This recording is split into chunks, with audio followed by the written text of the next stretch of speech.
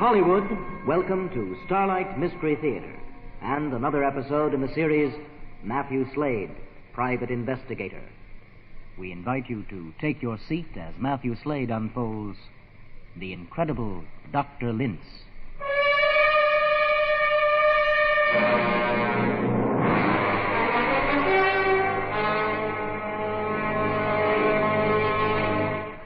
In my job, the hours are odd. So are the circumstances and the people I meet. You could even call some of them dangerous. My calling card reads, Mathew Slade, Private Investigator.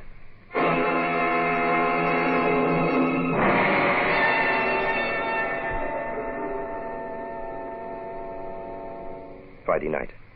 And for the first time in months, an entire weekend to myself.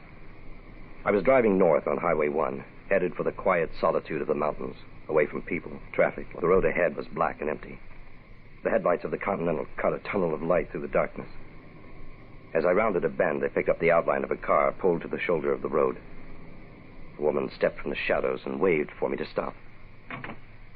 Can you help me, please? Oh, what's the trouble? My car refuses to go. No? I don't know what's wrong. It just stopped. You mean the engine just died out on you? Yeah. Ah, sounds like you're out of gas.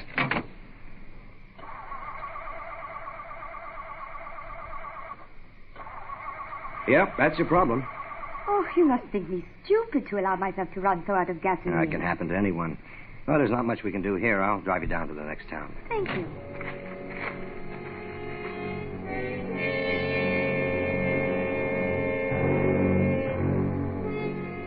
Your accent sounds German. You been in the States long? Long enough. Uh-huh. Where are you headed? No place in particular. By the way, my name's Matt Slade. Erica Lintz. I seem to remember that name. You should. We met before? Oh, no, Mr. Slade. We've never met. It's funny. I could swear I've... Oh, yes, now I remember. It was Kyle Lintz. And you're... His widow. I turned to look at her. I found myself staring down the muzzle of a German Luger. I make it a habit never to argue with a lady. Without her noticing, I triggered the tape recorder. As I did, I heard the sound of a helicopter. 25 yards further on, the road emptied into an open field. A small helicopter sat there, waiting. A burly, ugly-looking pug sat at the controls.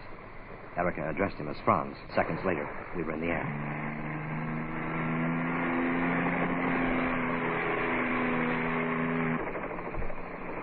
I tried to sort things out in my mind.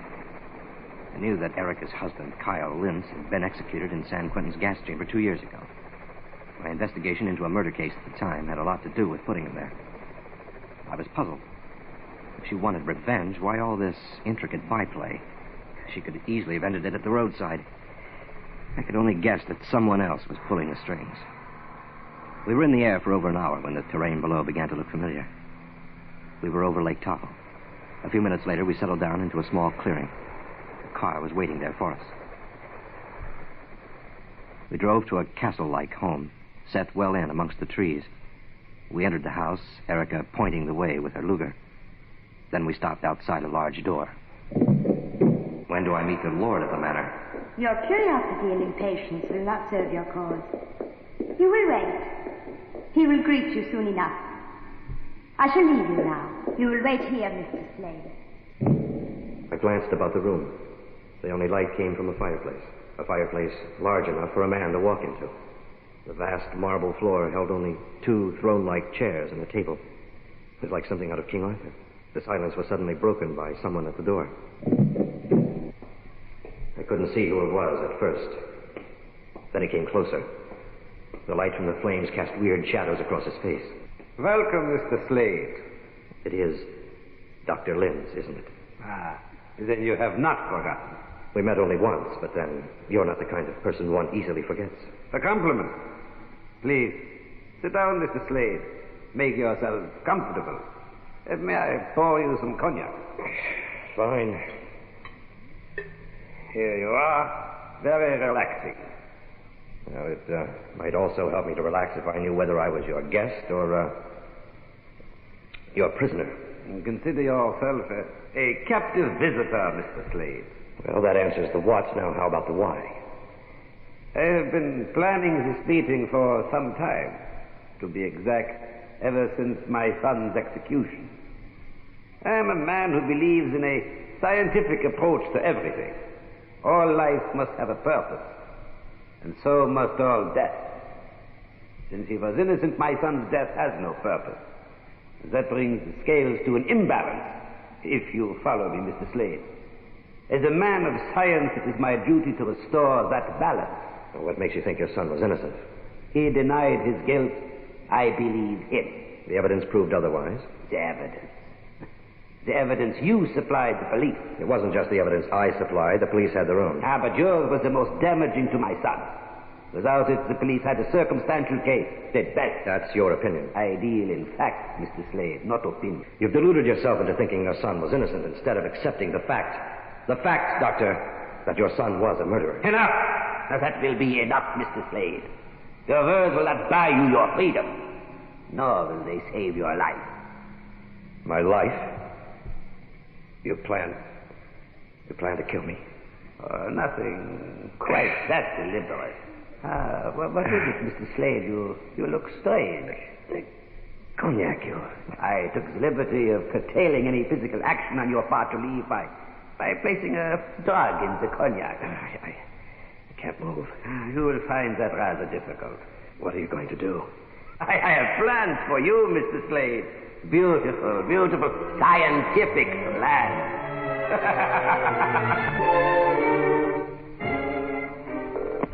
Hello. Jonesy, Sid Donelli. Do you have any idea where Matt is? By now he should be comfortably settled in a mountain cabin with all the comforts of a weekend frontiersman. It looks like something's happened to Matt. No, what is it? It's nothing to get alarmed about, just yet. But I've received a report from Traffic Division. They found Matt's car abandoned near Muir Beach. Muir Beach? But he was going to Clear Lake. I'm going down to take a look at the car. Oh, I'd like to go too. Could I, Sergeant? Of course. I'll pick you up in 15 minutes.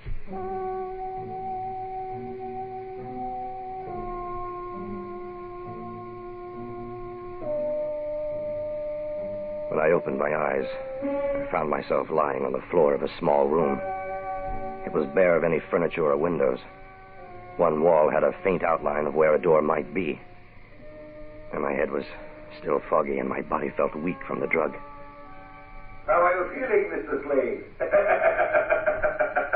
Lintz? Yes. The effects of the drug should have gone off by now. Where are you? Not far from you, Mr. Slade. The room you're in is fine for sound and for closed-circuit television. The small glass above the door is the camera lens. I can see and hear you quite clearly. What do you intend doing? I should be delighted to tell you that, Mr. Slade. Without your knowledge, what I intend doing will serve no purpose. If you intend killing me, why don't you get it over with? First, I want you to know, Mr. Slade, that you are about to make an important contribution to science. What I am seeking is what effect the knowledge of impending death will have on the human brain. That is to say, how many times can a person be brought to the brink of death with his full knowledge and still maintain mental balance? An interesting question. Don't you agree? You are insane. You're using the name of science as an excuse for your own lunacy. Make your accusations, Mr. Slade, if it makes you happy. You have little else left in this world. The first experiment will commence soon. Soon. The method, I'm sure, will intrigue you. I had no way of knowing just how much time had passed. The seconds seemed like minutes, and the minutes like hours. The first experiment started. The room began to fill with water. In no time, the water level was waist high. Then up to my shoulders, I took a last gasp of air as the water reached ceiling level. I knew the end was near. It was very close. The closer Mr. Slade comes to the brink of death, my dear, the more effective the result. What we're doing here, Lintz, It's for Kyle, you must remember that. For Kyle, my dear, and for science. But is it right to take the law into your own hands? The law killed my son. You have said you have proof of Mr. Slade's guilt. If we give it to the police... I have heard enough, Erica. We'll not discuss this matter any further. Then show me the proof. Perhaps then I can justify what you are doing. You doubt my word? I never have in the past. I've done everything you've asked of me. Then do not question me now. But I must. Erica, does it really matter now who is the guilty one? What do you mean? You insist on knowing the truth. Very well. Kyle was guilty. No. The proof was from Kyle's own lips. Then how can you blame Mr. Slade? Whether Kyle was innocent or guilty makes no difference. Mr. Slade was the one responsible for his execution. That makes the conditions perfect for his being a subject for my experiment. Avenging Kyle's death is not the reason you wanted Mr. Slade. You are only looking for an excuse, a justification to subject someone to your hideous experiments. Surely you feel guilt for what you are doing to him. None whatsoever. Stop now before it's too late. I won't allow you to interfere in my work. I won't allow it.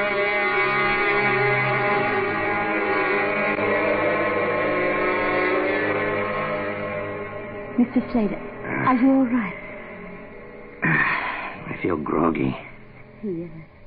I made you some soup. It will help you regain your strength. Why are you doing this? Because I must. Your father-in-law wouldn't approve. Finish the soup. You'll need your strength if you're going to escape. Escape? I'm going to help you, Mr. Slade. Why this change of heart? I've been wrong. I thought revenge for Kyle's death was what I wanted more than anything. Until Stefan told me that Kyle was guilty. He admitted that? Yeah. He's lost all contact with reality, Mr. Slade. He's obsessed with this experiment. Yeah. Well, I'd say he's gone completely out of his mind. He needed a reason to subject you to his experiment. To satisfy his conscience by believing he was avenging Kyle. Yeah, well, that doesn't make him any the less dangerous. Yeah, you have a plan for getting out of here? He has all the exits monitored, except for a tunnel under the house. That's our only hope. How do we get to it? There's an entrance from the cellar. The tunnel leads out above the river on the opposite side of the hill. The road to town is not far from there. I'll show you the way. How much further? Not far. The tunnel turns sharply to the right. Right up ahead. You can see the exit from there. Another few feet around the bend. There's a... An iron gate. It's sealed off. I did not know there was a gate. Well, maybe I can move it. Won't budge. Well, where do we go from here? There's no place to go, Mr. Slade, except back the way we came. Well, we'll go back. Maybe we can find another way out. Come on. Still a chance the good doctor hasn't discovered our absence. I wouldn't count on that, Mr. Slade. Lintz! Lintz! I am here, Mr. Slade. Right here on the other side of the gate. It was foolish of you to try to escape. Has he harmed you, my dear? No. This was my idea. You? Aiding him? I never dreamed that you would be disloyal to me, to Kyle. I beg of you, Sergeant. Forget the revenge. There is more to this than merely vengeance. I told you that. You mean your experiments? Yes, my experiments. They're a figment of your twisted imagination. They have no scientific basis, Lintz. Let us help you, Father. Help me? Yes. Yes, of course. You both can help me. you will remain here where you are for now. Yes, I must prepare. I shall return soon, and then you will give me all the help I need.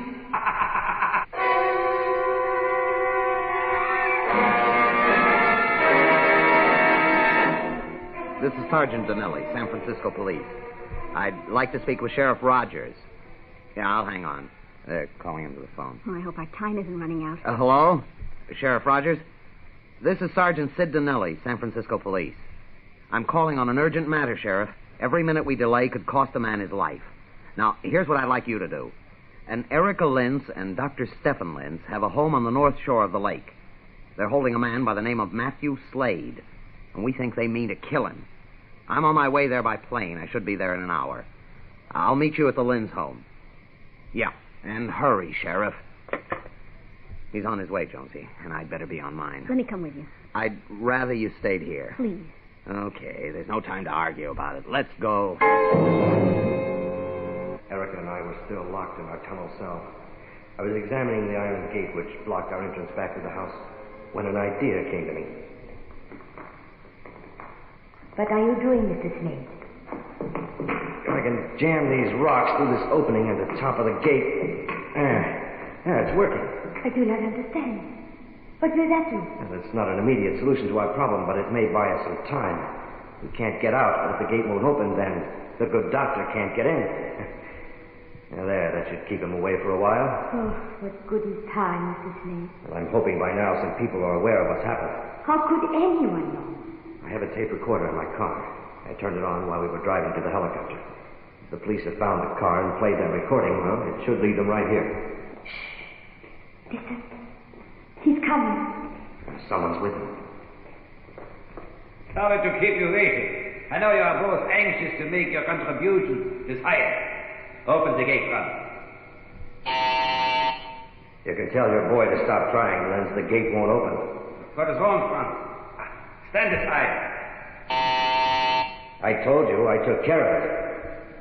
Clever of you, Mr. Slade. Franz, go to the laboratory. Bring the laser quickly.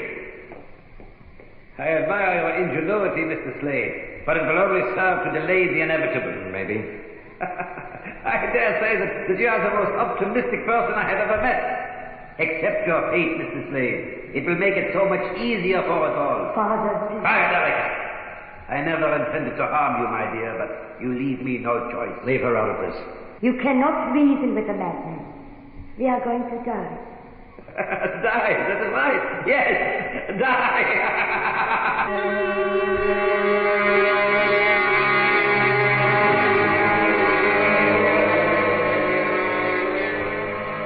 Lynn seemed to be in another dimension. His eyes looked right through us as he talked. They grew large, and his maniacal look became more intense. Then Franz returned, carrying a peculiar-looking instrument that resembled a rifle but was much bulkier. Lintz took the instrument and pointed it at the gate. Anything in the path of the laser will be instantly destroyed. I pulled Erica to one side of the tunnel. Lynn steadied the instrument. A series of light beams shot out from it. The iron bars were severed as neatly as if they were made of putty. Impressive, Mr. Slade. Incredible. What is it? A laser gun. Scientifically, light amplification by stimulated emission of radiation. A commanding weapon. Now, step this way and please do not be foolish enough to try anything. You have seen what the laser can do to metal. Imagine its impact on human flesh. I had no inclination to tangle with Lintz, as long as he held the laser. He motioned us through the tunnel into the house and finally into his laboratory on the second floor. He instructed his mute servant, Franz, to strap Erica and me to two large tables set in the middle of the room. As Franz approached me, I grabbed his arm, twisting it behind his back, pulling him between Lintz and me. Foolish move, Mr. Slade. Let him go. Not a chance. If you intend using that, you'll have to kill Franz, too. You think I wouldn't? I'll give you just 3 seconds to release him. If you do not, well, need I tell you the consequences? 3 seconds. As he reached the count of 3, I shoved Franz toward him and dove to my right. I could see the flash of the laser. My head struck the table, and I fell into a whirlpool of darkness. When I regained consciousness, I found myself strapped to the table. A pungent odor filled the room. I rolled my head to the left and saw Franz lying on the floor. Not a pretty sight, Mr. Slade. You're as much to blame as I. Be thankful it wasn't you or Erica. Where is Erica? The table behind you. What have you done to her? A simple injection. She is unconscious. And now, Mr. Slade, this hypodermic is for you. Circling will do no good. Those straps can hold a man with 10 times your strength. Only a fool continues to resist when resistance is futile. There. It is done. What was in that syringe? You have a curious mind, Mr. Slade. I have injected both you and Erica with a substance which will set into operation within your bodies a dehydration process. Death will come slowly and painfully. You will have endless time to contemplate it. Yes, I think I shall make this your last experiment.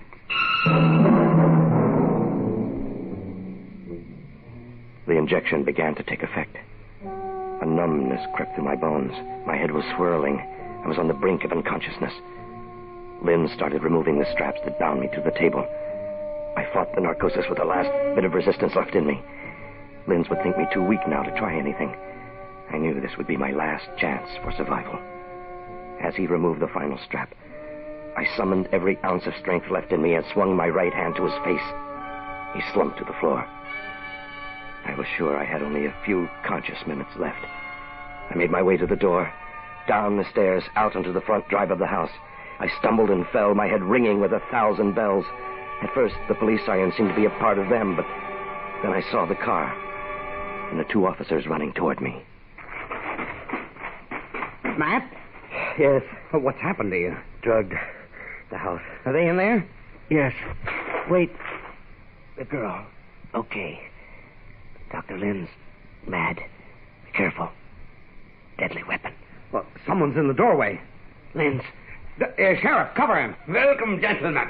The laser. Watch out.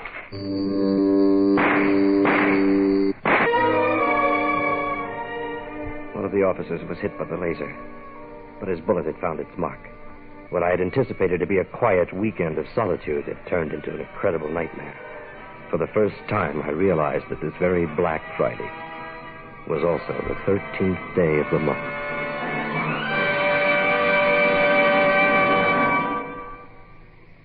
This is the United States Armed Forces Radio and Television Service.